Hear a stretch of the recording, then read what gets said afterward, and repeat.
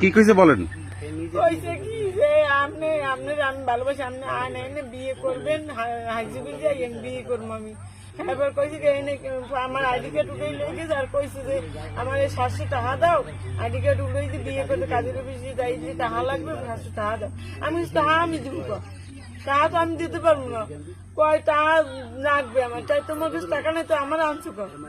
এবার কইল কি এই নে কাজের অফিস, তোমার এনবো, তোমার ফটোকপি করে লই, ফটোকপি মোবাইল করে লই গেছে, কই করে লই আইতেছে এন বিয়ে করবো এনবো। আমার কাছে কই এটা দেখাই দিছে কাজের অফিসারে, কান কমে গেছে আমাকে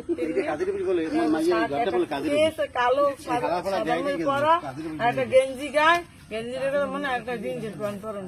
নিয়ে গেছে কি?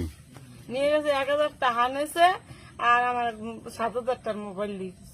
7000 টাকার মোবাইল হ্যাঁ নিয়েই গেছে। হ্যাঁ, আমার একটা মোবাইল না, আমি কি বাচ্চাগুলো কত আমার কাছে দাঁড়াও নাই। বাড়ি কোন জায়গা? বান্ডার দিয়ে, বান্ডারে কোন জায়গা? বান্ডারে মাইলের আছে না, মাইলের বাজারে দিই। ওই যে বাসা। আমার ঘরে একটা টাকা নাই, আমি কি যে চলবো, বাম যাইতে লইলাম, আমার ওই দিকে বিরিতে লইয়েছে। বিড়িতে লইছে?